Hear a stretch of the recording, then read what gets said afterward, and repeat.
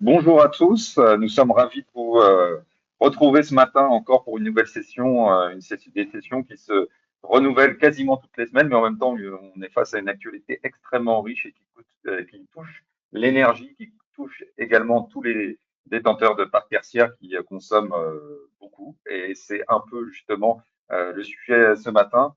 On est face effectivement à, on l'a vu la semaine dernière, à une augmentation des prix d'énergie, notamment à une crise de l'énergie qui touche l'énergie fossile, avec des prix du gaz européen qui touchent quasiment les 50-60 euros le mégawattheure, et puis forcément un baril de pétrole qui atteint des cimes autour de 90 euros, voire 100 euros. Et malheureusement, l'actualité géopolitique nous montre que cette dynamique est là pour durer, en tout cas il n'y a pas de raison de croire l'inverse pour l'instant. Donc, on est plus dans une situation de durabilité de cette crise, de prix élevés. Et pour cela, il est nécessaire d'engager, et c'est aujourd'hui le thème, une démarche d'amélioration continue. L'amélioration continue, c'est véritablement le mot-clé que nous allons tenter d'illustrer, notamment avec cette méthode spécifique qui est l'ISO, et cette norme qui est l'ISO 50001, qui a introduit finalement cette amélioration continue. Et finalement, il s'agit de bannir finalement cette phrase qu'on entend parfois, on a toujours fait comme ça. Là, pour le coup, c'est justement totalement l'inverse. Alors, bien sûr, il y a des éléments aussi réglementaires qui sont attachés ou qui s'articulent avec cette norme et cette méthode ISO 50001. Forcément, l'obligation de performance et de résultats liés au décret tertiaire, puisque vous le savez, la prochaine échéance, c'est 2030 avec moins 40%. Pour le coup, il y a aussi quand même, sur le terme de performance énergétique, qui est au cœur notamment de cette certification ISO 50001, il y a souvent aussi une sorte de malentendu, puisque on parle aussi de performance théorique. Là, il s'agit au contraire justement d'introduire une performance réelle avec justement ce thème de l'amélioration continue qui est observé dans le temps et opérationnellement. Voilà, donc ça, c'est ce que nous allons adresser dans le cadre de ce webinaire. On passe à une logique opérationnelle et non pas théorique, puisqu'on sait, deux bâtiments qui peuvent être relativement proches, avec des normes construites relativement identiques. Ce qui compte, c'est l'exploitation et c'est la façon d'utiliser ce bâtiment, de le faire vivre, de le maintenir et bien sûr de l'occuper. Donc voilà, donc c'est aujourd'hui le thème, c'est l'ISO 50001 avec son articulation, on va le voir autour de la dimension réglementaire de la loi DADU qui forcément l'incite fortement, la dimension du décret tertiaire qui aussi est toujours un cadre d'obligation de résultat et finalement cette ISO 50001 fournit une méthode qui répond à ces deux cadre réglementaire en même temps que le signal prix qui aujourd'hui, comme on l'a vu, est extrêmement exigeant et nécessite de s'adapter. On ne peut plus faire comme avant. Voilà. Donc pourquoi c'est décisif? Tout simplement parce que les énergies fossiles, on l'a vu, augmentent. Il y a des solutions qui sont liées à l'électrification. Vous savez, l'électrification notamment des pompes à chaleur, mais ça, on le verra tout au long de ce webinaire. Et ça fait partie aussi d'un contexte nouveau, puisque le gouvernement a annoncé son plan d'électrification avec un certain nombre de dispositifs d'aide, souvent associés au C2E, mais qui sont un élément nouveau à prendre en compte. Donc, je suis très heureux d'accueillir ce matin nos deux intervenants. Donc, aujourd'hui, Abdou Kamara, qui va tout simplement nous détailler la méthode et la norme ISO 50001 et comment répondre à la mise en place d'un système de management de l'énergie. Bonjour Abdou. Euh, et ensuite, bien sûr, bon, oui, et ensuite Emeric qui nous fera une illustration tout simplement d'un retour d'expérience de notamment de la Poste avec quand même presque 200 bâtiments certifiés ISO 50001. Bonjour Emeric. Bonjour à tous. Voilà, donc sans plus attendre, je vous propose vous le savez, on commence toujours par un petit sondage pour connaître un petit peu votre maturité sur le thème de la certification ISO 50001. Donc une question très simple, est-ce que vous, à votre sens, aujourd'hui soumis à l'obligation, notamment d'audit réglementaire d'ADU pour votre parc, et on verra que c'est simplement un tout petit bout de la lorgnette dans le cadre de la norme de la certification ISO 50001. Mais je vous laisse vous exprimer. Donc, est-ce que vous êtes, vous, soumis à cette obligation, selon vous, en tout cas, d'audit réglementaire? Et on va voir un peu plus de manière détaillée si ça confirme votre impression, votre opinion, qui est peut-être tout à fait justifiée. Voilà, je vous laisse encore prendre le temps de voter, encore quelques secondes. Donc, il semble quand même effectivement qu'il y ait quand même presque une majorité à ne pas savoir si vous êtes assujetti. Donc, il y a quand même un travail d'évangélisation, on va dire, de connaissance de cette obligation réglementaire. Voilà, donc voilà, j'espère qu'on va contribuer ce matin à vous éclairer. En tout cas, c'est notre ambition. Deuxième question, est-ce que vous disposez d'un système de management énergétique de l'énergie structuré pour piloter vos gains? Donc là, effectivement, derrière, on verra avec Abdou ce que ça veut dire, le système management énergétique de l'énergie. Hein, ça, on va le voir avec notamment la centralisation de données qui est un premier pilier de cette démarche. C'est une démarche, c'est pas simplement un système d'information. Donc, est-ce que vous disposez donc d'un système de management énergétique? Donc, un tiers quand même, mais vous voyez, une majorité, 50% quand même, qui disent que c'est en train de changer. Donc, voilà, donc là, on est en train je vous laisse prendre position encore. Donc, un peu moins de 50% qui n'ont pas de système de management énergétique de l'énergie structuré pour piloter les gains. Donc, ça, on va voir dans le détail par la suite.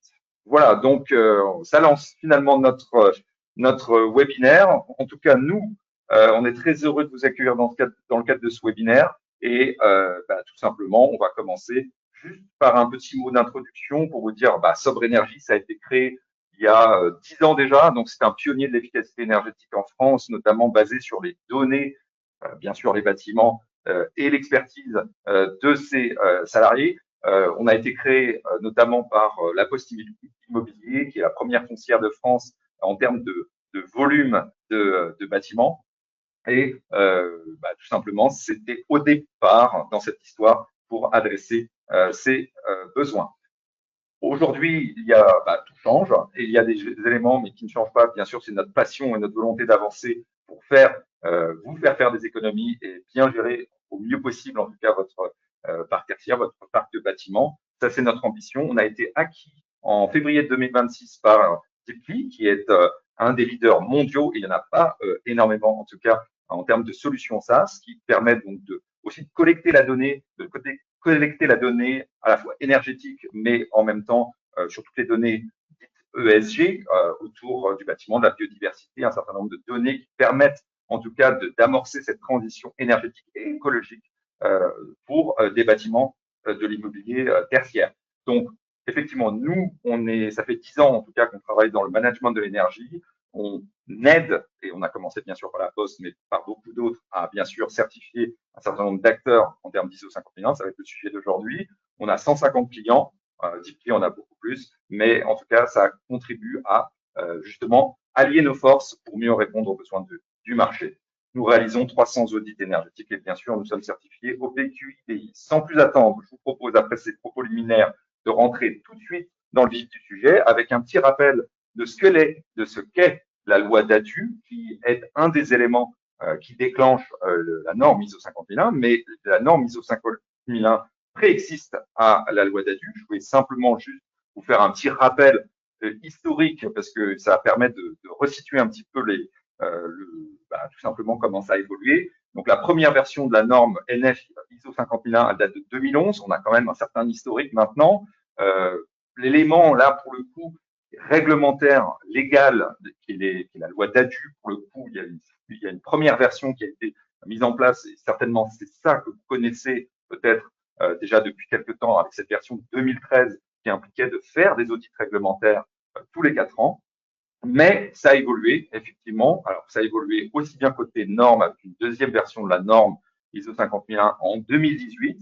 Et puis, là, c'est là que ça change vraiment. C'est que la loi d'ADU, il y a une deuxième version de la loi d'ADU en mars 2025 et qui a introduit, qui était sous souvent synchronisé, qui a été synchronisé avec ce que vous avez pu entendre au niveau européen, qui s'appelle le Green Deal, qui est un paquet réglementaire de différentes règlements, mais en gros, qui assujettit un certain nombre d'acteurs privés en priorité et publics avec des objectifs, mais qui justement introduit des seuils de consommation pour tout simplement mettre en œuvre une démarche d'amélioration continue, soit par la mise en œuvre d'audits réglementaires, comme c'était le cas par le passé, mais de manière plus ambitieuse maintenant avec une démarche d'amélioration continue, soit par la mise en place d'un SMA, soit par la mise en place de la norme ISO 50001. Voilà, juste un petit rappel, vous pouvez bien sûr vous aussi poser des questions dans le chat. On sera ravis tout simplement de répondre à vos questions. Et si vous avez des questions dès maintenant, n'hésitez pas à les noter et puis on prendra le temps à la fin d'y répondre. Juste après ce petit rappel historique, juste voilà vous dire, alors la cible vraiment principale, mais attention, les collectivités locales ne sont pas exonérées, en tout cas, sont aussi concernés dans une certaine mesure par cette loi d'ADU. Bien sûr, d'abord les entreprises privées, qui, finalement, comme je vous le disais, ont des tranches d'assujettissement liées à la consommation d'énergie qui est spécifique à leur sirène. Et donc, leur sirène, s'il y a en moyenne sur les 3 années civiles, sur 3 années civiles, en tout cas une consommation supérieure à 2,75 gigawattheures, eh bien, il y a des choses à mettre en place. Donc là, la première tranche, entre guillemets, fondamentale, c'est la mise en œuvre d'un audit énergétique pour ceux qui ont une consommation entre 2,75 et 23,6 gigawattheures par an. Mais évidemment, là, l'élément fondamental, c'est déjà de pouvoir collecter, faire cette concaténation, on va dire, ce travail, on va dire, de centralisation de la donnée énergétique pour déjà savoir si vous êtes concerné par ce niveau de consommation. Là, on parle quand même d'un niveau de consommation important, bien sûr, de plutôt une dimension multisite, ou alors vous avez un très très gros site, mais fortement consommateur, et là, c'est plutôt dans le domaine industriel. Donc, là, le premier pilier, c'est effectivement la mise en œuvre d'un audit énergétique, comme par le passé, mais par le passé, il n'y avait pas cette dimension de seuil de consommation, c'était finalement le nombre de salariés, donc c'était quelque chose d'assez statique et qui n'a pas beaucoup de sens en termes d'efficacité énergétique. Donc la mise en œuvre de cet audit énergétique, elle est obligatoire tous les 4 ans, la même chose qu'avant, mais la démarche doit couvrir au moins 80% de la facture énergétique totale. Donc on reviendra en détail avec Abdou sur ce point. Donc il faut savoir que si vous êtes dans cette tranche, il faut mettre en œuvre effectivement dès le 11 octobre 2026, attention, l'échéance approche, et donc il faut pouvoir mettre en œuvre éventuellement une campagne d'audit énergétique si nécessaire. Voilà. Après, je suppose qu'il y aura forcément des retardataires. Et ça, on le verra peut-être dans un webinaire ultérieur qui est en préparation. Nous aurons la possibilité de faire un point avec nos amis juristes pour aller plus dans le détail et vérifier justement les risques de contentieux ou les risques juridiques qui sont associés à ces assujettissements. Pardon. Et puis, finalement, les plus consommateurs d'énergie, tout simplement ce seuil de 23,6 gigawattheures.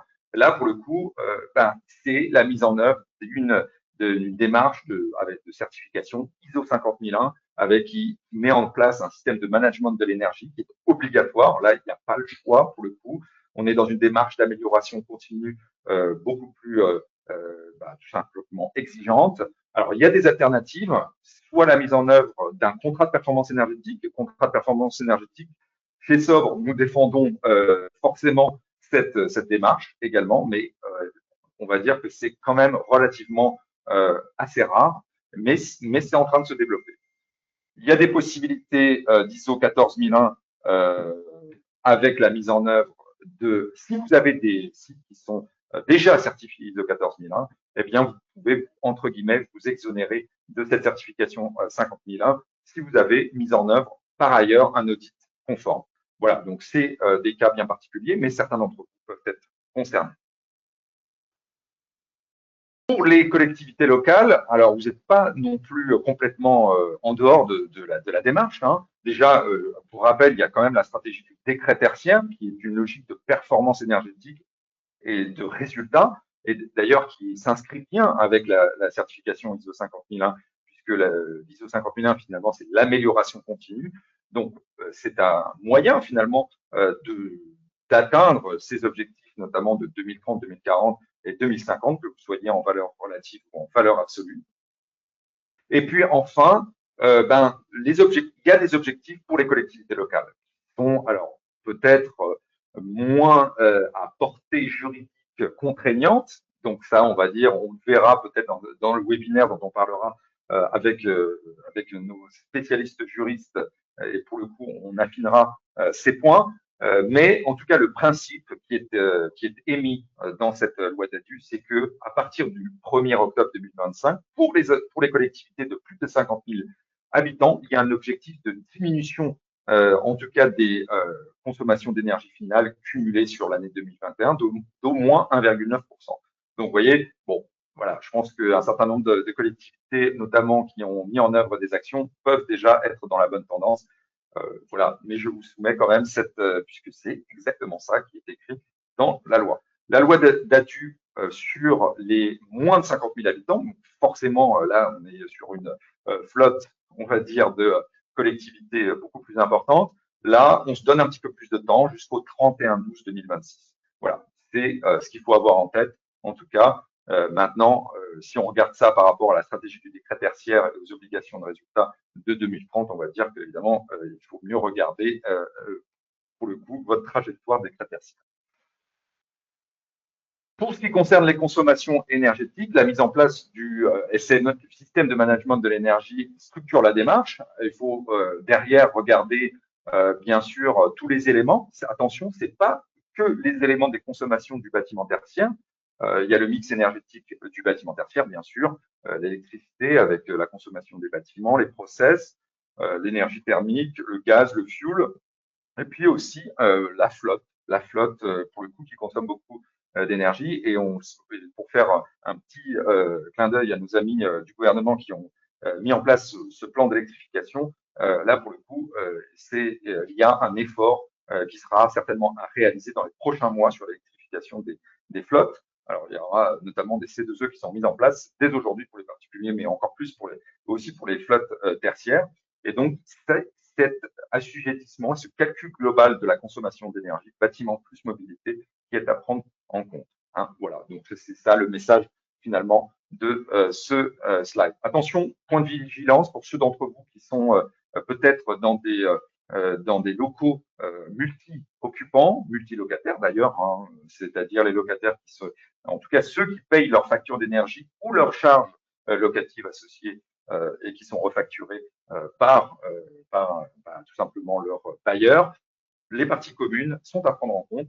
Enfin, le terme n'est peut-être pas complètement bien choisi, mais c'est-à-dire les consommations qui sont pour le coup gérées de manière commune, mais qu'ils consomment, notamment, je pense au CDC, et qui peut être partagé, on va dire, au niveau d'un bâtiment. Voilà, donc ça c'est un point que nous reverrons forcément en détail d'un point de vue juridique encore plus pointu dans les prochaines semaines.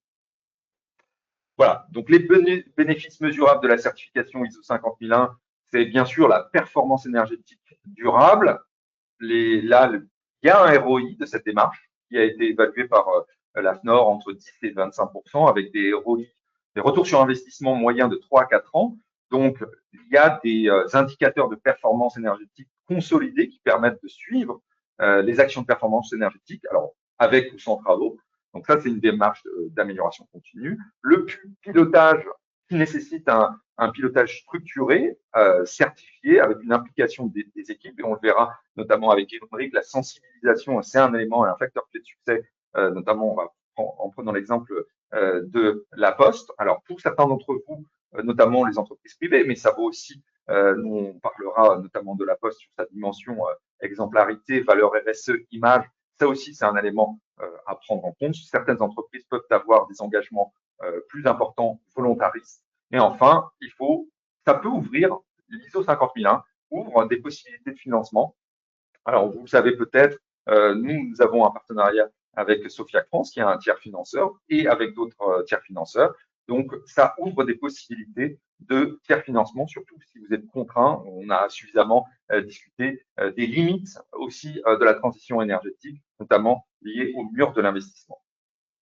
Alors, sans plus attendre, maintenant, on va rentrer dans la démarche un peu plus métier, un peu plus technique avec Abdou sur qu'est-ce qu'un système de management de l'énergie. Et puis, donc, je réitère, hein, n'hésitez pas à poser vos questions. Je vois que ça tombe à grablotte dans le chat, donc on prendra le temps à la fin. Et je laisse Abdou prendre la suite.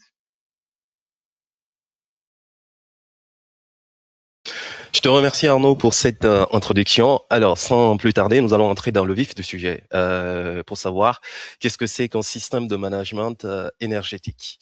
Alors, un système de management énergétique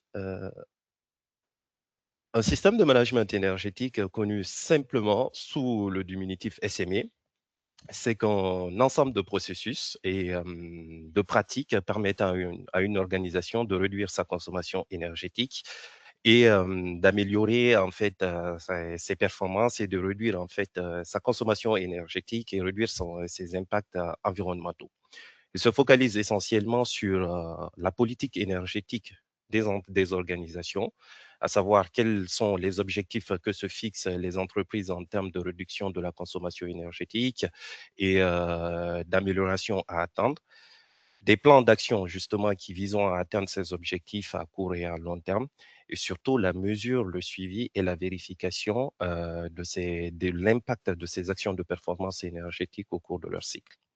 Il est important de noter que dans un processus de mise en place d'un système de management énergétique, une plateforme seule, qu'elle soit à la fois de suivi ou de monitoring des données de consommation, ne représente pas un système de management énergétique. Un système de management énergétique, c'est vraiment c'est tout ce package réuni dans sa globalité qui concerne à la fois la politique énergétique qui est définie en amont grâce à des consultations, notamment par des bureaux d'études tels que Sobre Énergie, qui pourront apporter des conseils dans ce domaine. Oui. Tu lèves un malentendu. Donc ça, c'est très important, effectivement, d'être bien clair. Il y a souvent un raccourci qui est fait entre le système de management de l'énergie et la plateforme, en fait, au sens du système d'information énergétique, avec la collecte des données qui centralise les consommations. Donc c'est vraiment deux choses différentes et c'est plus une démarche, une méthode d'amélioration continue. Exactement. Merci pour cette précision, Arnaud. Comme je le rappelais, un système de management, il englobe en fait toute la démarche. Donc, que ça concerne la politique, les objectifs qui sont définis en amont, les plans d'action et également les actions qui seront mises en place et le suivi de ces actions pour atteindre en fait les objectifs qui sont définis. Et donc, ce système de management énergétique repose sur la méthode enfin, d'amélioration continue qui est le PDCA. Qu'est-ce que c'est que le PDCA? Le PDCA, c'est une méthode qui est référencée dans la norme ISO 50001 qui est basée sur la logique de l'amélioration continue et repose sur 4 grands piliers. Alors, le plan, le do, le check et le act. Vous savez, un SME, c'est une démarche qu'on déploie au sein d'une organisation pour réduire sa consommation. Et donc, il faut se fixer un point de départ qui consiste à la situation initiale. Donc, ça sera en l'occurrence le pilier initial, le pilier 1, où on définira toutes les stratégies de l'entreprise, notamment le contexte, les situations énergétiques de référence, tracer la trajectoire sur laquelle on essaye d'envisager ces réductions de consommation énergétique, donc qui va concerner les deux grands piliers, le do et le check. Et pour finir, atterrir sur le acte qui seront sur le déploiement des actions collectives en vue de perdurer cette amélioration continue, d'atteindre les objectifs qui sont fixés. Il est important de rappeler que un SME ne fixe pas un objectif défini en termes de réduction de la consommation énergétique comme on le rencontre sur d'autres réglementations telles que le décret tertiaire par exemple qui impose un certain seuil de réduction de consommation énergétique, en l'occurrence moins 40, moins 50, moins 60% vers les différents horizons que nous connaissons tous maintenant, 2030, 40 et 50. Un SME définit un cadre, vraiment un package de travail dans lequel on met en place des actions et on suit ces actions dans le temps, tracées avec des indicateurs de performance énergétique fiables pour justement améliorer de façon continue la performance énergétique que l'on s'est fixée. Et donc, pour entrer en détail dans cette logique du PDCA, nous allons nous intéresser à la transcription dans le système de management énergétique de la logique PDCA. Donc, le plan, je parlais tantôt que le plan va constituer vraiment l'étape initiale.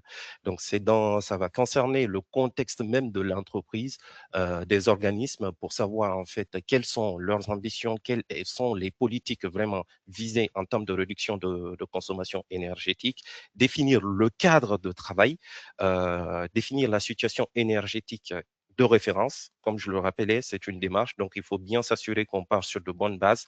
Donc, définir ces situations de référence et également identifier les usages énergétiques significatifs qui constituent même le nerf même de la démarche, parce que ce sont ces usages énergétiques significatifs qui seront scrutés au travers des éléments de sous-comptage qui seront déployés, notamment bien entendu sur les sites. Hein. L'idée, c'est de déployer sur des sites qui sont, on va dire, les plus gros consommateurs, des sites échantillons de notre parc immobilier afin de les analyser, tracer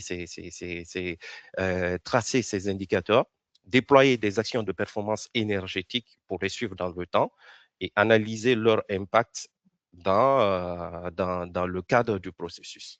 Donc, nous avons... Ces usages significatifs, c'est souvent le chauffage, la clim, la ventilation, et c'est ça qu'il est nécessaire évidemment de connaître, de détourer pour ensuite évidemment le faire se restreindre petit à petit dans une démarche d'amélioration continue. On est d'accord, effectivement. Donc, ces usages énergétiques significatifs concernent vraiment, comme l'a rappelé Arnaud, concernent vraiment tous ces gros postes de consommation dans le bâtiment. Ça peut être les CVC, notamment les consommations de ces groupes froids, mais ça peut être aussi également pour des bâtiments de grosse consommation, par exemple, sur des sites industriels, ça peut être vraiment lié au process. Donc, l'idée, c'est à travers les revues énergétiques qui seront déployées, notamment dans le Doubs, de détecter justement des actions de performance énergétique qui permettront de réduire la consommation énergétique, donc indirectement réduire l'impact environnemental associé à ces postes de consommation. Donc dans le check, nous allons assurer la vérification, le suivi et avoir une traçabilité à travers des plateformes de suivi énergétique qui permettront notamment la centralisation des données, la collecte des informations et surtout le suivi des actions de performance énergétique en vue de capitaliser. Est-ce que ces actions de performance énergétique permettent déjà de nous aligner sur la trajectoire qui a été initialement fixée, c'est-à-dire l'atteinte des objectifs, ou si ces trajectoires sont non atteintes, déployer des actions correctives en vue de s'aligner sur la bonne atteinte de ces objectifs-là, tout en étant dans la démarche d'amélioration continue, en assurant le cycle avec acte. Il y a un point que tu mentionnes qui est assez important, c'est pour que ça réussisse, il faut qu'il y ait un leadership, il faut qu'il y ait en fait aussi au sein de l'entreprise ou de l'organisme de manière générale, en tout cas une validation, on va dire du tout simplement de la direction en tout cas. Exactement. Comme l'a signalé Arnaud, la démarche de mise en place d'un système de management énergétique repose bien entendu sur une implication au sein même de l'organisme dans certains niveaux, dans certains degrés d'implication, que ce soit depuis le corps dirigeant jusqu'à, on va dire, au dernier collaborateur de l'organisation. Donc l'idée, c'est vraiment nous allons faire un focus sur ce passage à travers la méthode RASCI qui définit bien ce paramètre-là. Et donc, pour poursuivre,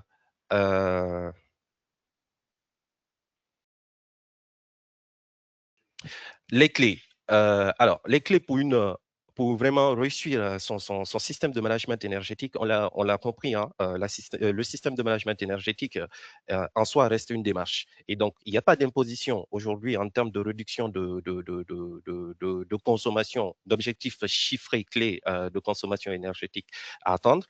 Cependant, l'organisme qui souhaite dans le cadre d'une démarche volontariste ou peut-être dans le cadre d'un assujettissement, que ce soit un renouvellement ou d'une nouvelle certification, doit vraiment s'assurer que les objectifs qui se fixent est bien en corrélation avec ses capacités d'atteinte. Et donc, pour ce faire, Sobre Énergie se présente aujourd'hui comme un organisme accompagnateur dans cette démarche-là, qui intervient à tous les niveaux, on va dire, de la démarche de la logique PDCA. Dans la planification, nous participons à l'établissement même de la politique énergétique qui constitue le point de départ de la démarche. Donc, la politique énergétique qui sera bien entendu orientée dans le sens de l'organisme donneur d'ordre. Donc, la réalisation des revues énergétiques qui reste, on va dire, l'élément clé parce que c'est grâce à ces revues énergétiques que nous arrivons à définir notamment les plans de comptage qui seront déployés, l'identification des usages énergétiques significatifs, Arnaud le rappelait tantôt ce dont ça relève, et par la suite, des actions de performance énergétique sont préconisées et ces actions d'amélioration de la performance énergétique sont chiffrées avec les gains énergétiques et financiers qui vont avec. Donc, des gains et également des potentielles subventions qui pourront notamment être éligibles. On le voit tantôt dans le cadre de certaines actions, ils sont éligibles aux ZC2E et si on est dans le cadre de l'industrie, on a recours souvent aux aides pro SMN qui concernent les entreprises, on va dire, industrielles. Pour une enveloppe maximale de 40 000 euros selon la facture énergétique. Bien entendu, des conditions d'éligibilité sont à vérifier. Et donc, dans le déploiement, le DOU, Sobre Énergie également assure vraiment un déploiement correct des actions, bien entendu, et participe également à la formation, à ce partage de connaissances à vos ambassadeurs, notamment. On parle d'ambassadeurs, en fait, la démarche repose sur une participation en interne. Donc, Sobre Énergie assure à la fois ce partage de connaissances, visant à faire monter en compétence vos ambassadeurs énergie qui, à leur tour, déploieront la solution à l'interne. Donc, l'idée, c'est vraiment, à travers la matrice de Raski, d'embarquer vraiment le maximum de personnel dans cette démarche, parce que plus on a du personnel embarqué dans la démarche, mieux c'est.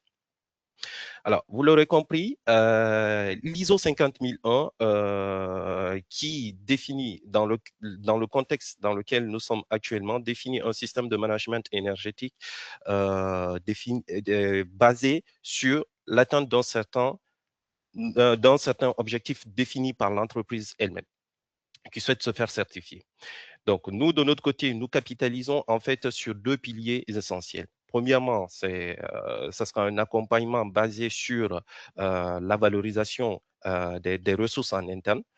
Donc, qu'il soit en termes de réalisation de revues énergétiques ou la définition des usages énergétiques et des différents plans d'action qui seront découlés. L'idée de notre côté, c'est d'être vraiment présent auprès de vous, de partager toutes ces connaissances en vue de vous donner toutes les clés en main pour une certification, vers la certification ISO 50001. Et pour ce faire, nous avons un outil de monitoring qui permet à la fois de centraliser ces données de consommation, tracer l'incidence des actions de performance énergétique justement qui sont déployées grâce aux revues énergétiques, donc en l'occurrence DataMark Neo, qui sera vraiment cet outil d'échange, mais aussi de suivi de tous ces KPI, bien entendu, dans le cadre de la démarche ISO 50001. Et donc, pour illustrer ces passages, nous allons donc vous faire une toute petite présentation, donc voilà, qui concerne vraiment la plateforme en elle-même et par la suite également illustrer le travail que peuvent apporter nos équipes en termes d'accompagnement de mise en place du système de management énergétique. Donc, vous avez là un visuel sur la plateforme énergétique qui centralise toutes vos données de consommation, qu'elles soient à la fois des factures énergétiques ou des données qui remontent directement par des compteurs. Également, la centralisation des données de flotte automobile avec les différents fluides qui vont avec. Donc, cet outil reste à la fois centralisateur, mais également un outil de pilotage même de vos données de consommation. Vous avez en temps réel un suivi réel de votre situation initial par rapport à l'objectif que vous vous êtes fixé, mais également suite à des déploiements de certaines actions, quels sont vos objectifs à atteindre, le marge de progrès à effectuer pour y atteindre. Et donc, pour poursuivre également, nous allons une équipe d'énergie manager sera dédiée à chaque projet, justement, pour analyser site par site selon le scope de périmètre qui est inscrit dans le cadre de la démarche. Analyser site par site, bien entendu, grâce aux revues énergétiques, les dérives qui pourront subvenir sur certains sites, notamment sur des cas, on voit par exemple un cas explicite, une carte de chaleur d'un site qui justement était dans la démarche ISO 50001, dont la plage de fonctionnement est environ de 8 heures à 10 heures. On voit bien que même avec cette période de relance, on voit des consommations substantielles qui surviennent sur des horaires où les sites ne sont pas censés, enfin, où on n'est pas censé avoir de la consommation. Donc, le travail des énergie managers, c'est vraiment apporter cette analyse, cette expertise fine par site pour vous permettre de détecter directement des quick wins, des actions de performance énergétique qui sont à la fois moins onéreuses en termes d'investissement, mais également qui parfois nécessitent un paramétrage ou un réglage afin de générer rapidement des gains et permettant d'atteindre des objectifs. Vous avez également une analyse que peuvent apporter des équipes, notamment dans le cadre de ces analyses. C'est la corrélation avec la signature, avec la rigueur climatique, donc notamment l'énergie signature, c'est de savoir en fait, est-ce que vos consommations sont alignées avec la rigueur climatique. L'idée, c'est vraiment de paramétrer, de configurer vos sites, de déclencher des actions qui soient à la fois porteurs de gains énergétiques, mais également réduire vos émissions, vos impacts environnementaux. Et pour finir, vous avez également l'analyse des puissances souscrites, des actions, des analyses qui voilà, permettent aujourd'hui d'ajuster, on le sait, les sites sont aujourd'hui de plus en plus surdimensionnés en termes de puissance souscrite. Et donc, l'idée, le travail des énergie managers, c'est justement aller détecter ces quick wins qui permettront à une organisation, avec des investissements relativement, on va dire, plus ou moins importants, mais de générer des gains énergétiques et d'atteindre un certain ROI intéressant. Et pour poursuivre, vous avez une illustration, par exemple, de la plateforme énergétique sur un module appelé Moneco Performance, qui reste aujourd'hui un outil clé également dans cette démarche de SME.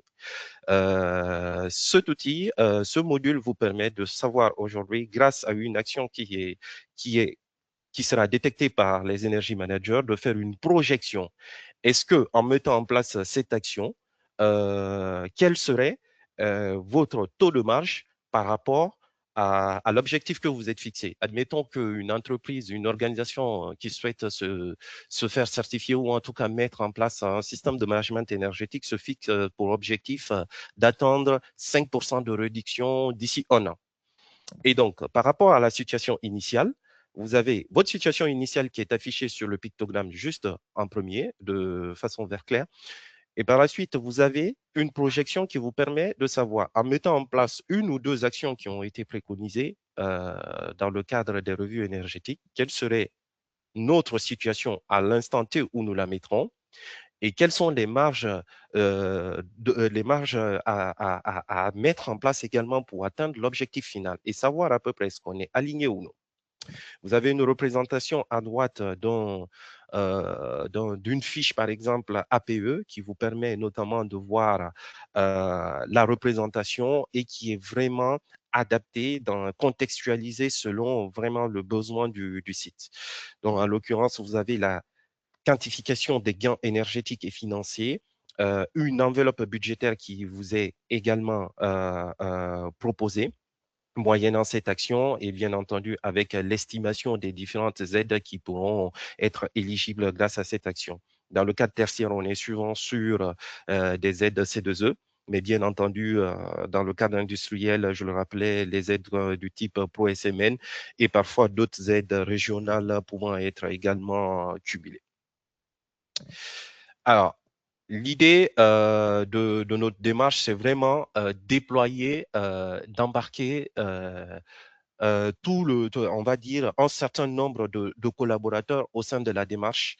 Donc, c'est ce qui favorisera vraiment la réussite on va dire, du système de management énergétique. Et pour ce faire, nous utilisons cette matrice RASKI. Entendez juste par RASKI, c'est vraiment hiérarchisé selon les postes au sein d'une entreprise, les rôles et les responsabilités pouvant être occupés par chaque organe de l'entreprise. Donc, responsabilité, autorité, support, consulter et informer. Donc, au sein d'un organisme, nous participons également à définir quel est vraiment le degré d'implication, quel serait vraiment le rôle et le degré d'implication de chaque personnel de l'entreprise, de telle sorte que tout le monde soit vraiment sensibilisé dans ce cadre de la démarche qui vise à mettre en place ce système de management énergétique.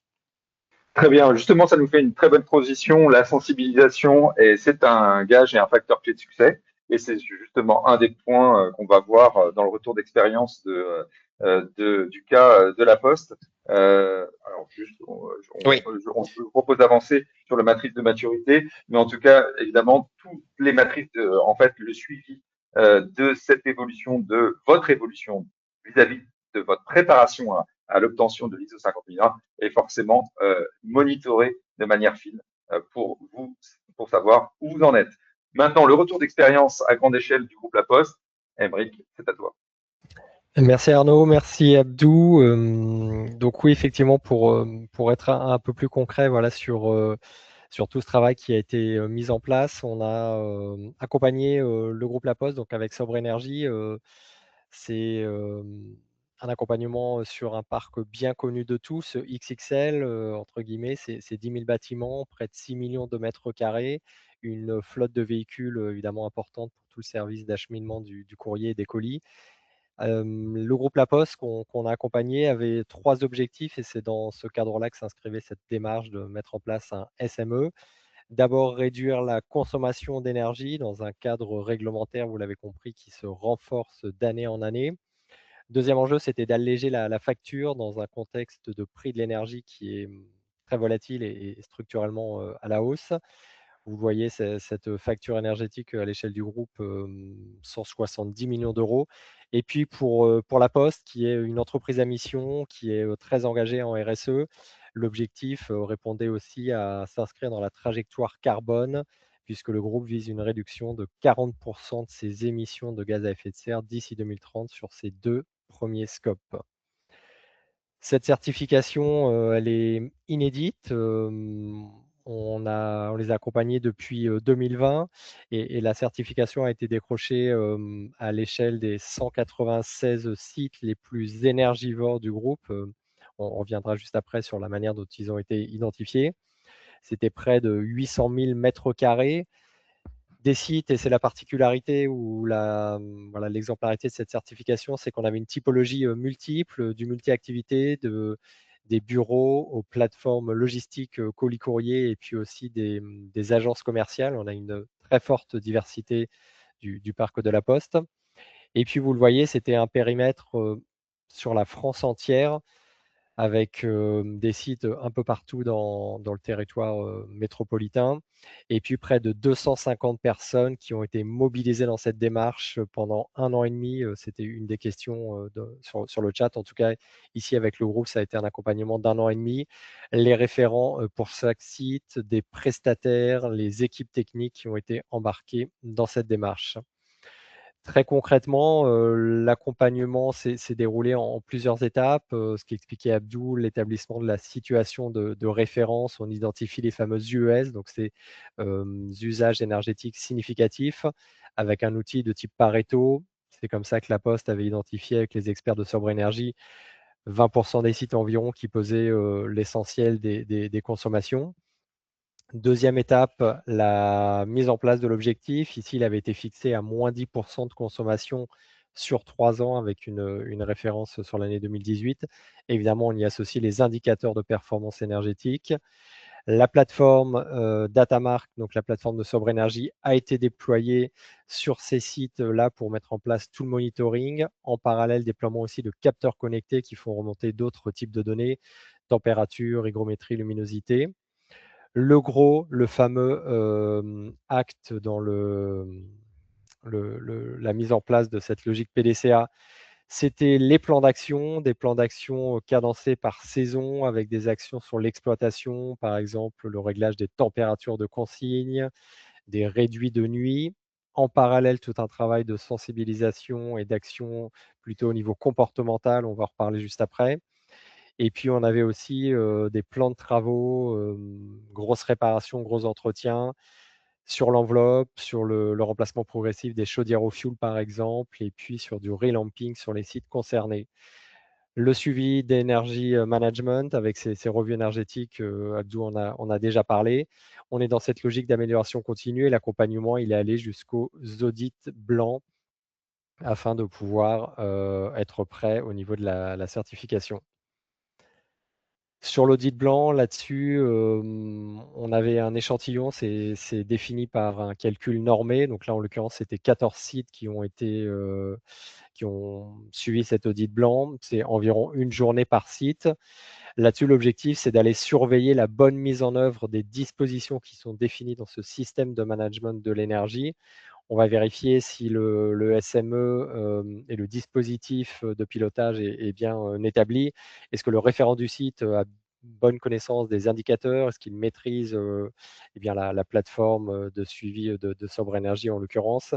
Quels sont les dispositifs de sensibilisation qui ont été mis en place à l'échelle des collaborateurs? Ça passe par des campagnes d'affichage, ça passe par des quiz, par des ateliers autour de la sobriété énergétique. Là-dessus, avant de passer aux questions, qu'est-ce qui explique ces facteurs de succès, ce qui a été identifié dans cet accompagnement, encore une fois, assez XXL? 3 facteurs de succès, un engagement stratégique du groupe La Poste avec une gouvernance qui a été mise en place. On avait ce comité stratégie énergie 2 fois par an durant la période, un comité de pilotage mensuel et puis un référent, encore une fois, qui avait en charge cette mission à l'échelle de chaque site. L'outil clé, Abdou, tu l'expliquais il y a quelques minutes, c'est cette plateforme de monitoring qui permet de déployer, de remonter, de fiabiliser toutes ces données via également de l'alerting. Et puis un troisième élément que tu sais, c'est bien d'embarquer le maximum de collaborateurs dans cette démarche avec cette dimension sensibilisation à l'échelle de tous les postes et dans tous les sites par ces quiz, ces challenges ou des ateliers sobriété. Cette démarche, elle remonte à l'année 2021. Depuis, évidemment, le groupe La Poste ne s'est pas arrêté en chemin. L'enjeu, ça a été de pérenniser les économies d'énergie dans la durée à travers le programme Puissance 10 000. 10 000, c'était le chiffre clé pour embarquer 10 000 bâtiments dans cette démarche. Les 10 000 bâtiments, donc là, c'est l'ensemble du parc du groupe qui a été monitoré. Le groupe La Poste s'est lancé aussi plusieurs années de suite dans le concours CUBE, que vous connaissez sans doute, le championnat de France des économies d'énergie, avec des résultats que vous voyez qui sont plutôt intéressants. Et parmi les multiples outils, évidemment, il y avait un accompagnement Energy Manager sur l'exploitation et il y avait aussi l'organisation d'ateliers type fresque de la sobriété énergétique qu'on a pu créer en interne chez Sobre Énergie, qui est une déclinaison de cette fresque du climat que vous connaissez peut-être et qui permet d'aller embarquer l'ensemble des collaborateurs dans une démarche au-delà des campagnes d'affichage, comme vous voyez ici sur cette affiche Puissance 10 000. La Poste qui a aussi eu des résultats intéressants sur le plan de sobriété un peu plus récemment. Et donc pour terminer, voilà cet atelier fresque, c'est une adaptation de cette fresque du climat. Le même format, 3 heures, des cartes sur les enjeux d'exploitation du bâtiment. On embarque les collaborateurs, les équipes techniques, les managers, un état des lieux, maîtrise des ordres de grandeur. On s'empare des solutions à travers les différents postes clés, la CVC, tu le disais Abdou, les notions d'éclairage et puis les enjeux autour du numérique. Et l'idée, c'est que ça serve de plan d'action pour aller diffuser cette démarche, irriguer l'ensemble de la stratégie énergétique du groupe. Voilà pour ma part, je crois qu'on est à peu près dans les temps.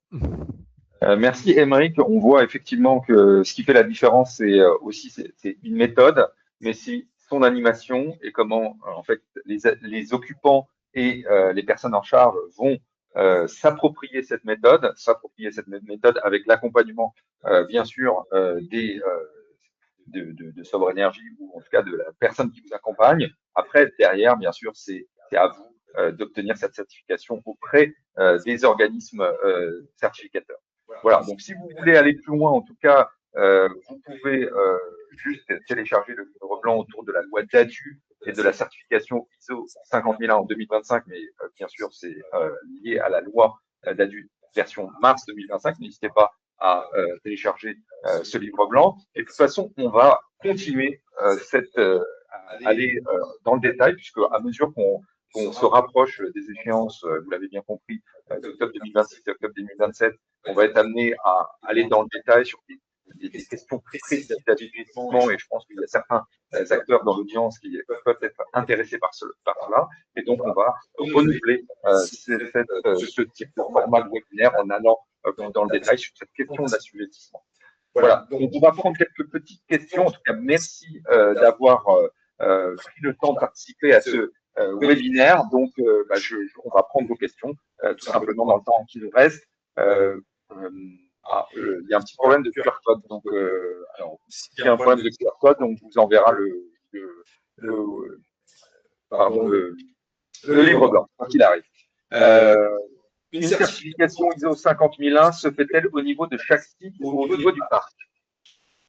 Je prends la question. Alors, la certification concerne plus l'entité juridique.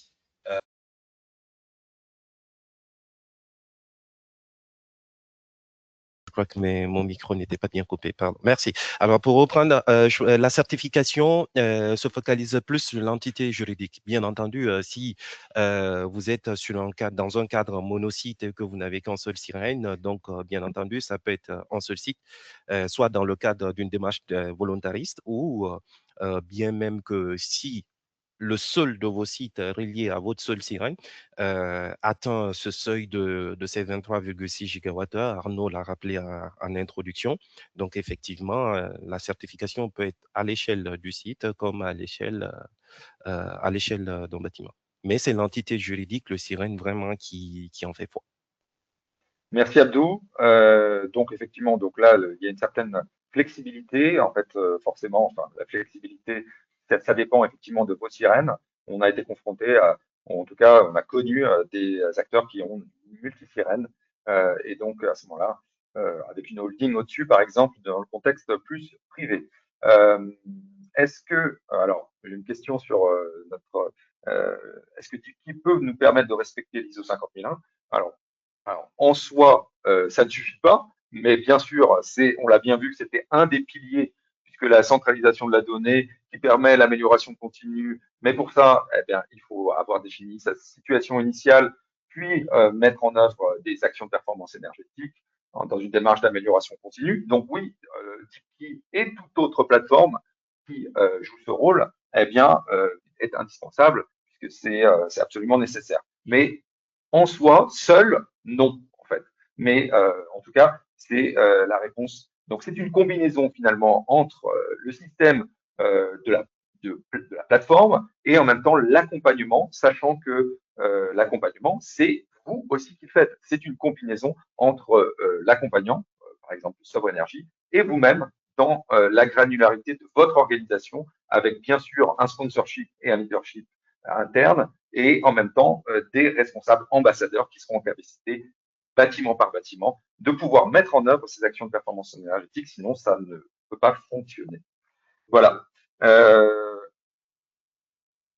Alors, la certification ISO 50001 est-elle nécessaire pour répondre à DADU? Alors là, effectivement, je ne sais pas si tu veux répondre, Abdou, je pourrais compléter éventuellement. Elle est Alors, effectivement, la question, elle est bien posée. Est-elle nécessaire pour répondre à DADU? Alors, si vous êtes… la DADU impose, selon votre seuil d'assujettissement, Arnaud a appelé les puissances qui nous font assujettir à la DADU, vous oblige. Donc, si on est assujetti à DADU, on doit faire des audits de façon quadriennale. Donc, on doit faire des audits tous les 4 ans. Et donc, si on veut éviter de faire ces audits tous les 4 ans, qui coûtent quand même un certain coût, bien entendu, vous pourrez, dans une démarche volontariste, bien entendu, mettre en place un système de management énergétique et se faire certifier ISO 50000, bien entendu. Donc, cela, justement, vous permet de capitaliser sur vos acquis que vous avez déjà, parce que vous aurez déjà fait depuis quelques années, des audits énergétiques. Donc, il ne s'agira pas de les refaire et simplement avoir des audits pour la décoration dans des placards. Excusez, je me permets du terme, excusez-moi.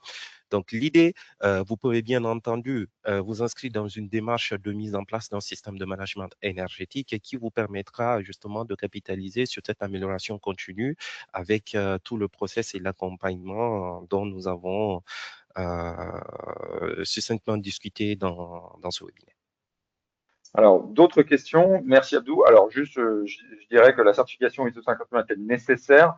Après, on l'a vu très rapidement, mais certains bâtiments peuvent déjà bénéficier d'une certification environnementale 14001. C'est quelque chose qui a déjà été longtemps débattu. Il y a eu un arrêté sous le sapin en décembre 2025 qui a apporté quelques précisions là-dessus. Ça a été mentionné dans le slide. En tout cas, évidemment, il y a toujours des interprétations sur les arrêtés. Nous reviendrons dans un audit, dans un webinaire, excusez-moi, qui sera dédié pour aller dans le détail sur ces points-là. Mais effectivement, on ne peut pas rentrer dans tous les points. Alors, quelle est la durée en moyenne de la mise en place d'un SME? On l'a dit plus ou moins, mais je peux le repréciser. Alors, la durée moyenne dépend bien entendu de votre contexte, hein. On peut partir sur 6 mois ou 12 mois ou parfois même ça peut aller jusqu'à 18 mois. Mais tout dépend surtout de la taille et du nombre de sites qui seront à faire certifier et également d'où nous partons en fait. Parce que tout dépend pour un site qui a déjà un système, on va dire, SME initial, ou en tout cas les référents énergétiques sont définis. Il y a déjà une politique de gestion énergétique, on va dire, initiale existante. Donc, c'est sûr qu'on ne part de rien. Pour ces sites, typiquement, on serait autour de 6 à 12 mois. Cet intervalle-là est logiquement vraiment acceptable. Mais pour des sites vraiment qui renferment, on va dire, des sirènes qui renferment plusieurs bâtiments et plusieurs sites, là, la démarche peut être assez longue. Vraiment, retenons que la durée en fait d'une certification ou de mise en place d'un système de management énergétique tient compte en fait du point de départ, du nombre de sites concernés par la certification et des éléments qui sont disponibles à partir de là. Mais l'échéance, on est sur un intervalle de 6 pour des sites vraiment qui ont cette démarche une politique énergétique déjà bien définie, où nous avons les données qui sont centralisées et nous avons également des interlocuteurs énergétiques qui vraiment portent le sujet de l'énergie dans l'organisme. Merci Abdou. Effectivement, on a des clients qui ont déjà ce référentiel de centralisation de données, pour le coup, et qui ont déjà des audits énergétiques récents faits en 2025. Pour le coup, eux, c'est une marge qui n'est pas trop élevée pour eux. Par contre, ceux qui n'ont pas de centralisation de données et qui ont des audits énergétiques, entre guillemets, obsolètes, c'est-à-dire anciens, eh bien, là, on va être plus autour de 15 à 18 mois. Voilà. Vous avez évoqué,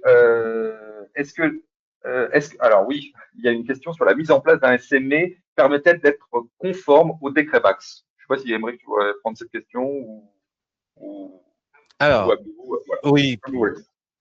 Alors, le décret BAX, pour faire un peu le parallèle, le décret BAX, en fait, impose la mise en place d'un système de gestion technique du bâtiment ou centralisé du bâtiment, moyennant un certain seuil de puissance installée, puissance CVC, donc 290 kW quand on était pour l'horizon 2027, 25 et 200.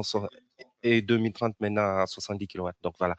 Après, l'ISO 50001 concerne vraiment un système de management énergétique et l'autre, c'est la gestion. On peut dire l'AGTB concourt, on va dire, à l'atteinte, facilite l'atteinte des objectifs, l'atteinte, on va dire, de la bonne mise en place d'un système de management énergétique, mais en aucun cas, l'ISO 50001, dans l'état tel qu'il est défini, peut nous exempter, on va dire, de la mise en place d'une GTB si on est assujetti dans le cadre du décret BAX.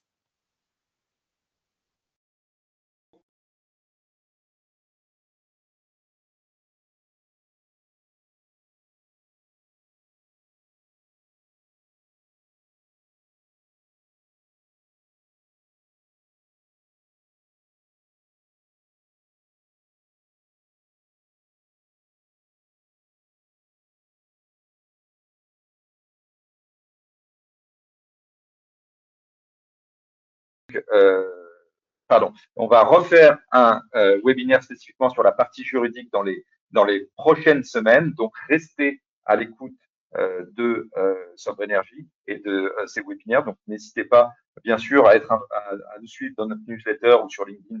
On sera ravis de vous informer. On vous informera, bien sûr, par email. Voilà, donc ça se termine. On est vraiment désolé de ne pas pouvoir vous répondre tous et on va vous répondre par email quoi qu'il arrive et on continue la démarche d'amélioration continue. Merci beaucoup. Très bonne journée à vous. Bonne journée.